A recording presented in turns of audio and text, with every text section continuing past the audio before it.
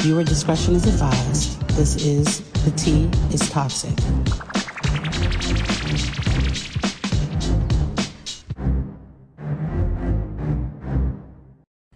Hello, my teacups. Hello. Please dismiss my vocal cords. They've been scratchy today, you guys, and I'm recording this, and I'm like, everything was all good at first while I was at work. Then it's like the later it got, the more itchy my throat got, and I'm like, I didn't have any seafood. What is it I could be, having this, I guess, allergic reaction to? Which is something I don't think that I had allergies as a kid. Does that happen to you guys? Have you guys picked up things that you didn't have growing up, like allergies or asthma, or you know what I mean? Like the stuff you normally get diagnosed with as a kid. You know what I mean? Like, oh, you can't eat eggs. Like what? What do you mean can't eat eggs and I'm 55 now? Like that's ridiculous. I don't know if that's happening with anybody else, but hopefully you guys have had an amazing week. I know I'm a little late on dropping this episode, but I'm here. She's still here. Hopefully y'all had a great week. Shout out to my girl, Nikki June, Dare to Be Naughty Sex Talk, who I just was a guest on recently. Very much looking forward to that episode to drop. It's so interesting, you guys. I actually talk about how my 2024 ended, the end of my marriage, the end of my relationship, because I had both in the 2024. And, which one was more heavily impacted, which I think is very clear that it's a given which one it was, and that would definitely be the last relationship that I'm just coming out of, because the first one was just so predictable and it was happening for so long that it was more a matter of putting it down, walking away, and not wanting it anymore in my life. I think it's a very good conversation. You guys should definitely go check it out. It's Dare to Be Naughty on YouTube. You just got to do the @ and it's been, but I will be honest, when I get on that Dare to Be Naughty sex talk, I am very blunt. I do not be playing, y'all. So if you're looking for, she's calm, she just throw a couple cuss words around, no, it's gonna, all right, call me Captain Jack, because I turn into a sailor, all right? So that's been a thing. Today's episode is interesting. I think some people may have heard of it before. Some you may be new to it. If you're listening to this on Spotify, I'm just going to go ahead and preface y'all. Somebody educate me with like, share, follow. And if you're on YouTube, go ahead and subscribe. It'd be greatly appreciated. Without further ado, I do want to get into it. It's wild. I have a lot of opinions and I want to just get started. It's hopefully not going to be too long, but I'm ready to get into it, okay? Ready to get it started. So here we go. All right, you guys. So on September 2nd, 2012, Chicago homicide detectives responded to a 911 call. There was a single mom and hair salon owner named Yolanda Holmes who had been shot and stabbed to death in her apartment. She was sleeping next to her situationship Curtis. Now, I'm going to do a quick interlude that fast. If you're wondering why I call him a situationship, it's because their relationship was off again, on again, off again, on again. So at that point, that's a situation. You get what I'm saying? So when detectives got there, they found a broken handgun on the bedroom floor, sorry, you guys, and a paring knife that was missing from the kitchen block. The knife block or whatever that holds all the knives. Yeah, one of the knives were missing and she had been stabbed and shot. Now, there was blood splattered all over the walls, which indicated that there was absolutely a fight that took place. However, Yolanda, she was found in the bed, okay? Now, later on in investigation, as a spoiler, the detectives, they realized that the blood evidence confirmed that Yolanda was only in the bedroom, but Curtis, the situationship, that was his blood that was all over the apartment. Okay, and we're going to get into that in a little bit. Now, the shooting and stabbing immediately set off alarms for the detectives because they recognized that it was overkill, and clearly whoever attacked Yolanda wanted to make sure she was dead. So what happens is that Yolanda and Curtis are sleeping, okay, and Curtis hears some gunshots. Like, first he hears Yolanda on the phone. He hears her talking to someone. Then he hears gunshots, and the gunshots cause him to jump up immediately, spring into action, and he starts going after the murderer. Like he just starts attacking them. Now they're having this fight. He's getting stabbed up because the person who shot her still had the knife in their hand. So now he's getting all of these stab wounds, none fatal though. Okay. Now, while the detectives are there, it's starting to wind into the morning. It's close to 6 o'clock, and Yolanda's son, Kwame Wilson, pulled up to come see his mother, who he told he was going to be visiting. Instead, he's greeted by the police, you guys, and they're letting him know, like, so sorry to tell you this, your mother, she's deceased, da da da. They're giving him the rundown, and he's just super distraught. He's completely in tears. He's torn up. And what happened was, when it came to how the police got there, Yolanda's on again, off again situationship, he was the one that called after he had rushed, tussling with the killer, and the killer was able to get out and had, run out the apartment. So, which is very interesting, because what I will say is the apartment is like an apartment building. So I don't know if you guys are from the city or if you ever been to a city. A lot of apartment buildings, you have to have a code to get into the building to get upstairs to wherever the apartment's going to be, or a condo. And so that's exactly what happened. Now, I told you exactly what happened when that caused Curtis to wake up. But at the same time, there were some other issues with what Curtis had going on. I'm going to take a sip of water, y'all. I told you guys my throat is dry. I don't know. Y'all hear that? That's not the vibe. Anyway, but Curtis, he was getting side-eyed, because the blood situation I told you guys about, that's cool, okay? However, that was not the first initial situation that happened with Curtis. You see, they have to run the test with forensics to see the DNA and the blood and all of that. What occurred originally was that Curtis started cleaning up the crime scene. So he called the police, but they noticed that he had cleaned up some of the crime scene, and they're like, okay, buddy, like that's sus. That's suspicious, right? So between cleaning the evidence and not being murdered himself, because if you're in the house, how are you not murdered too? Curtis, he was quickly putting himself on the top of that list as the hitter. Their other problem was that there were no prints that were found, not even on the gun. So that's an issue too. You're pulling, they're grabbing this gun, they're dusting it. There's no fingerprints there. Police, they ended up going door to door in the apartment complex, but no one heard any gunshots. And then, to top it off, Yolanda's son said he didn't even know Curtis' ass was back in her life. He was like, hold on. They broke up. And this is why I call it a situationship, y'all. Because if she didn't even tell her son yet that this man was back and he just laid up in the bed, no shame to her. Get it how you get it. We are grown. But if that's the case, that's not your man. And you're not his girl. Y'all care deeply about each other because you have a past, but that's not what that is. If the family, down to the kids, don't even know, that's a situationship, okay? But this fact is the thing that caused Kwame to point the finger at Curtis, just like the police were doing, okay?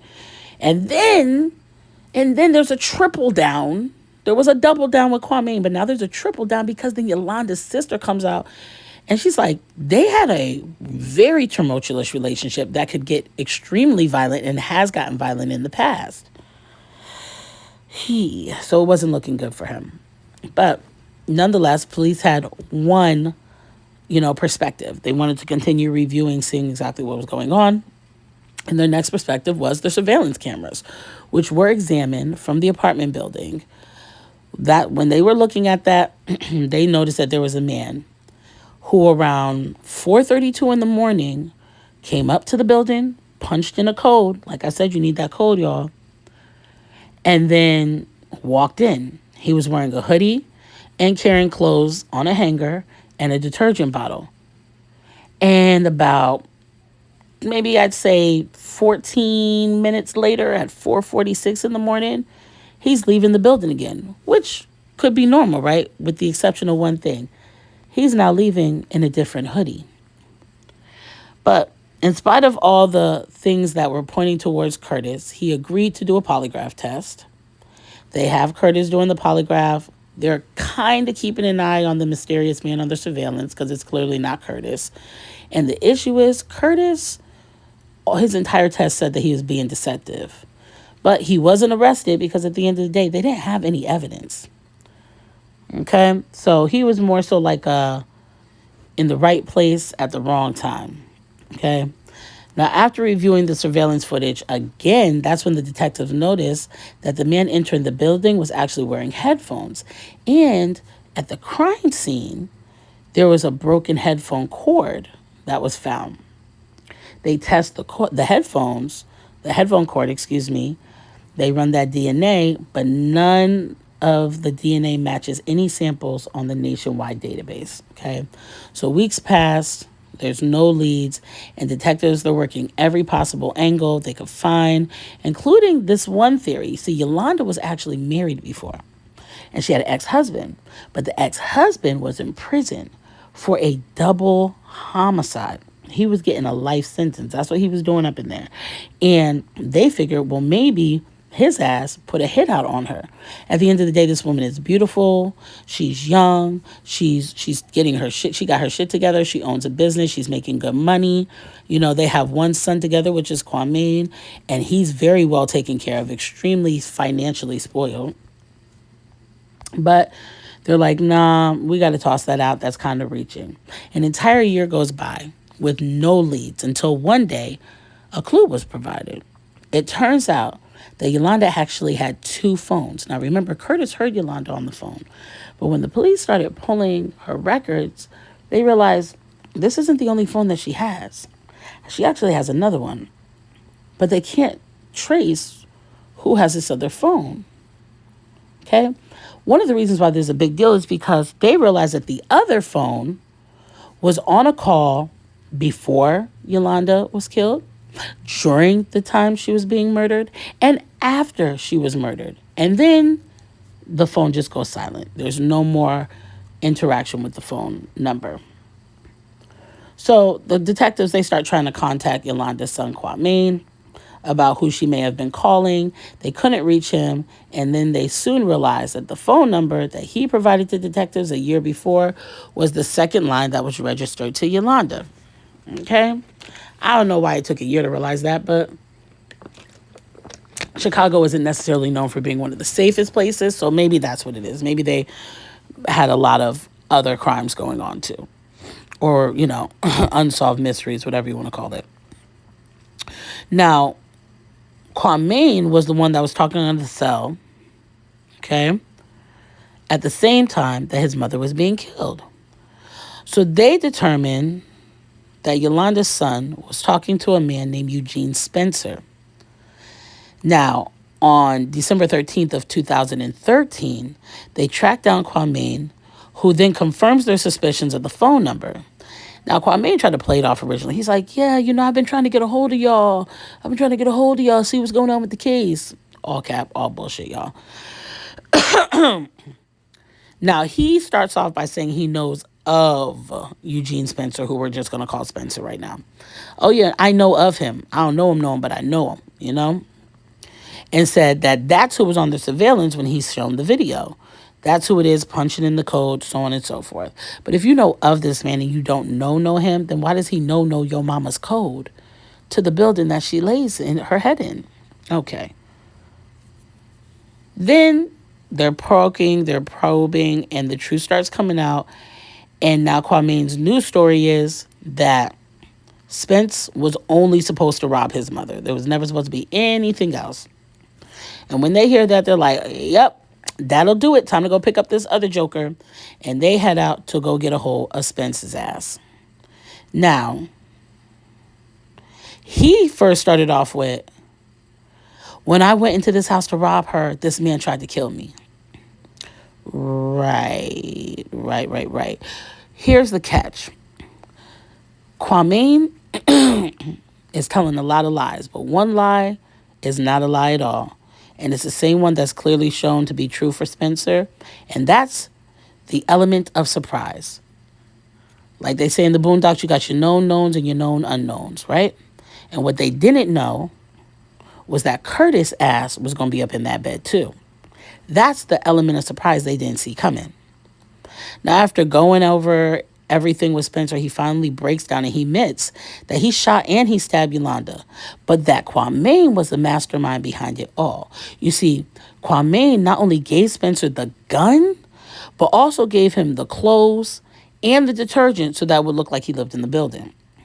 And Kwame was such a sick little shit that he was actually on the phone with Spencer when his mother was being murdered. During that call, he even told him, quote, make sure that bitch is dead.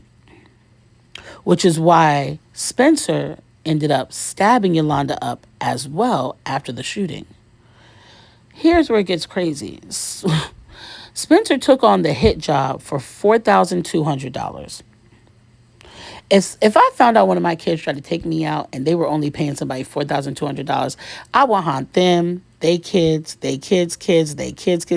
I'm haunting everybody forever, okay? Nobody want to call on me as an ancestor because it's going down every single time.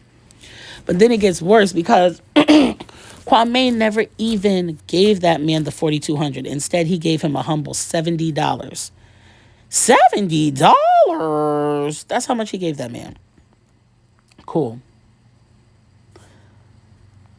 Interestingly enough about him giving Spencer just $70 is that Kwame, once his mother died, had no problem making sure he blessed the community. Started looking like a rising star. Started looking like the up-and-coming rapper he believed he was. As far as Kwame was concerned, it was his time to get rich or die trying. Hey, 50. So, what was his reason for killing his mother? That's very simple. Greed. You see, Kwame was tired of waiting on that money, that life insurance money. He was tired of waiting on his mama to go ahead and get the hell on somewhere so he could take that money and have a blast with it. You see, Kwame was unemployed and he had big dreams of making it as a rapper. He felt like her life insurance policy was the boost he needed to go viral and be known for his talents. So Yolanda's death meant that Kwame would inherit the business, her car, the life insurance, her bank account, which he utilized very quickly because not long after her death, he withdrew nearly $70,000 from his mother's account while he waited on the life insurance. Now, correct me if I'm wrong, but if I'm correct, when it comes to any kind of homicide, you don't get that life insurance until they close the case, just in case it's your ass like Kwame's badass. What does he do with the money? He goes ahead and he flashes it all over the place. He's handing it out. He's making music videos. He's buying flashy clothes. He's getting fancy cars. He's spending the money as quickly as he can. But he wasn't going to see that money for long, you see, because, yeah, he lived his rapper dreams. Yeah, he was like, I got 99 problems, but a bitch ain't one. And what he didn't expect was that his ass was going to be arrested a little over a year later, December 24th, 2013, where he sat and rotted in that jail. And in January 2020, was convicted of first-degree murder and sentenced to 99 years in prison. As for Spencer, he was hit with the same charges, and they gave his ass 100 years. And that's the story of Kwame Wilson. It's very easy to say he is extremely toxic. This man is selfish, arrogant, cocky, spoiled, dismissive, just a trifling ass kid. He is every parent's worst nightmare to get everything you ever asked for. And now when it's time for you to get it up, get it in the mud on your own, stand on big business, 10 toes down, doing what you got to do to take care of yourself. As a grown-ass man, your idea of taking care of yourself is taking care of your mother, taking everything that she worked so hard to achieve and gain that she was just going to be passed down to you anyway. No. You want to take what doesn't belong to you. I am happy that they gave him 99 years. I think that the sound 90, like the number of years past us just saying a life sentence, it sounds so much longer because it's like, if I just get to that year, I'm out of here, but you'll never get to that year. It's such a mental fuck. But that's exactly what Kwame deserved. And more importantly, I'm so happy that the justice system got in here swiftly and did what it is that they needed to do. Because at the end of the day, the reality is that If he had still been on the streets, who knows how many other women he would have killed or hurt or manipulated. Because getting away with that with his mama, the next one he could have tried to do on his own. He had zero remorse. That's the story of Kwame, y'all. Hopefully you enjoyed it. Let me know what your thoughts are. Like I said, don't forget to like, share, follow, subscribe. And that's all I got for you. Bye. So they're saying that they're getting rid of Black History Month and MLK Day and Juneteenth and all of these other things that are not pagan holidays but actually represent the pride that we have as blacks and other minorities. But my thing is, who the fuck invited them to the cookout anyway? Who invited them to the party? Because we sure enough never did. When they decided to make Juneteenth a holiday, we didn't ask for that. We asked for reparations. We asked that they stop having officers kill us on camera in the streets or in our homes or in the jail cells or anywhere else they decided that they wanted to practice some of that back in the day slave catching. I understand that like everybody is irate, up in arms about some of the laws that are passing and things that are being done away with.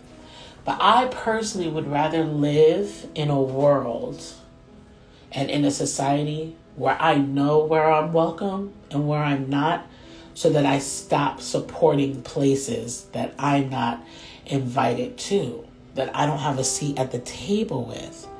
That's where my thought of thinking is. Yeah, we can be upset, but selective outrage doesn't do anything, especially if you're going to be in that emotional state for about 13 seconds, and then your attention deficit disorder ass is going to go right back into those very spaces where people just said, hey, I don't like you.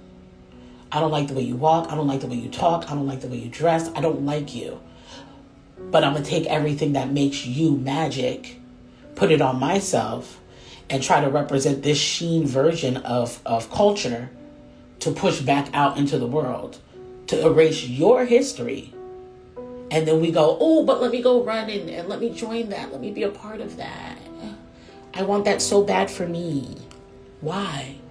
Why are we dying to be in spaces we aren't welcome? If certain stores say we're taking black products off the shelves, we're starting to reduce the number of black eligible hirees. We're cutting that down. Brown, Latin, all of that. Why are we still going, oh, but I just gotta get a product from there? Why? I found out that there's a place called Spaces. I'll try and find it. And I found that there's a almost like an app store on there, because the app is called Spaces or something. And then you can look up different stores on there. And on there, they have one called The Nile. And The Nile is a Black-owned app that allows you to be able to shop Black-owned businesses. And I think they have either 26 or 40 that are on there right now, so that you don't have to go to the Amazons, and you don't have to go to the Walmarts, and you don't have to go to the Targets, and you don't have to go to any of these spaces where your ancestors aren't going to follow you into that store. They're going to be like, we'll be right out here, Stinks. You go ahead and figure that out. You go ahead and get them, get that shirt you wanted so bad from in there. You go in there, get that detergent you needed so direly. That's all you, Stinks. We'll wait. Because if you don't stand for something, you fall for anything. And if you think that things are going to get better before they get worse, then you're part of the problem. You're living in a state of delulu. And in this grandiose state of delusion, you're going to realize that it wasn't about waiting till it got onto your doorstep. It was about preventing it long before then. We have 4 burners on the stove. I'm not going to wait till all 4 burners lit up with flames that become uncontrollable. If one burner that's electric starts to spark a little, maybe a little bit of oil got on it and I didn't know, and it's got a little bit of a spark, I'm going to pay attention. Okay, let's make sure this doesn't turn into a fire now. Okay, it's got a little bit of a flame. Let me go ahead and get some water. Sprinkle the water on there, it dies down a little bit. Flame comes back 3 times worse. I'm not going to go, you know what? This is the problem of the complex I live in. This is no longer my problem. Walk away, come back, and then scream and holler when it's at 4 burners and ragingly flamed up. Why do we operate like that? Why do we operate like that as a culture? Why are we watching all of these other rights be reduced down to dust from the ultimate Thanos? Well, I'm sorry, that's not even Thanos, because Thanos didn't pick and choose. It wasn't a process of elimination. So why are we participating in this and going, couldn't be me? No, it will be you. You're next. Who's next? Who's next? It's you. It will be you, because once again, you're dying to be in spaces that you are not invited to. You're dying to be a part of history that's not going to land right on the side that it ends up in books. It's going to be a real icky, sticky part of history. And that's what you are clinging to. And why? That's what you need to ask yourself. Why do I want so badly to see oppression and misfortune for anyone that doesn't look like me, sound like me, act like me? Is your homophobia so strong that you want to see people who are minding their effing business? You want to see them brought down and humbled, right? Does that sound familiar? That sounds like a certain people. But yet as a culture, we don't pay attention to history. Is it that we haven't lived it, or is it that we refuse to read about it? Interesting. I'm going to put up some books that I'm going to be reading in February for those who get it. Because for those who get it, they're going to get it. And for those who don't, they won't. And I don't need to announce a month for my history, because I never made it so dense that it only existed in 1 month. That was the courtesy to whites and other races. It was never for us. It was never for us. We were supposed to learn about who we were and where we came from all the days of our life. And shout out to this app for intentionally not pushing this conversation. Because when my crusty ass morning face was on, they made sure to send it out to all of y'all. But that's okay, because I'm going to post it. And that's what I have to say on a Saturday morning. And I will rant and rave and do whatever I want when it comes to speaking the truth. Because I am not falling for anything. I will plan, I will organize, and then I will make the decisions that I make after that. And you will either get on the right side of history, or you will be on the wrong side of history. But either way, your name will be known. And somebody is going to tell your story long when you're dead. Whether it's family, whether it's other individuals, whether it's strangers. At some point in time, when your big head ass has died, someone will tell your story, and you will be there to hear them tell it, and you won't have a mouthpiece to say they're right or wrong. It will be what you left them with when you were gone. And I hope that sits right with you. You guys enjoy your morning. Enjoy your Saturday. Not too much now. Don't go off here being dum-dums. But enjoy the day that serves you. And if you're waking up and saying, it's a horrible day, like I can't believe I woke up like this, have you even given the day a chance yet? Change your thought process. Turn your state of mind around. It'll really start to higher vibrate your energy and what it is that is manifested around you. So that's all I gotta say on that one. But I will be back with more opinions. Okay. In life, we build relationships with strangers. We run into someone maybe on our lunch break at a new job, or when we're working out at the gym, when we're walking our dog, and now we stopped and discussed things. And in the midst of meeting individuals, both online and in person, we start to gain these small little relationships with them that grow into bigger opportunities of better moments together, whether that's the same sex or the opposite sex. That's how the start of friendships and relationships happen. And when those things happen, we have moments in our life that we may want to share with those people. And I think social media is very good for that, where now we've got a feed that your post can go up on, and reels and stories and notes and messages, so many different ways to share things that we're excited about, share our accomplishments, share our dreams, our goals, our aspirations. But there's just one thing. For 2025, we have to learn to gatekeep. We have to learn to be silent, be still.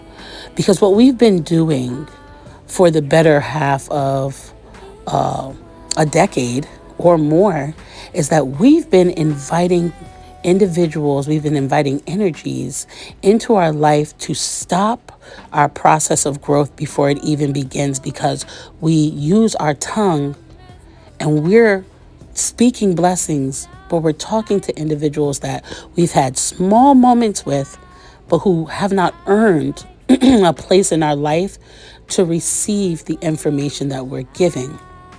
You see, people gain so much access to your energy through social media, and then you wonder why your goals aren't manifesting. You don't have to always say your dreams out loud. Your pictures, your name, your children's information, all these things that you post online is what people can use to just manifest so much jealousy and envy and anger and hatred. And you never really know who your enemies, quote unquote enemies, are. Those are the ones that stay dormant. Those are the ones that watch every little thing you do, but they never really have much to say. Or those are the ones that like to put little before everything that you do. Oh, how was that little job you started? Oh, you get that little bit of money. Oh, I see you with that little car. Right? And we're thinking, oh, they're just being silly. They're just, no. We've got to pay attention to these moments where we have opportunities to evolve. And every moment of evolution is not a moment where we're inviting those around us into that process. A lot of times, especially for this year, we need to use this opportunity in this space to separate ourselves and take time apart for ourselves to work on the very things that we feel this rise in our spirit to accomplish. We need to stop opening the door for the devil and then wondering why he's ripping apart our home, our temple, our minds. We are inviting in all of these other energies, thinking that we're sharing with the people that care the most about us, but we have to be careful, because you never really know who's in your corner and who's stabbing you in your back. So for the new year, let's just use the next 3 months to just be silent, be still. Let's focus on working on ourselves, whatever it is that you're doing, whether you're starting a new hobby, reading a book, starting a plant, anything. Keep silent about it. Work on it, and then speak on it once you've grown it to what it is that you need it to be. No more inviting the wrong energy into our space.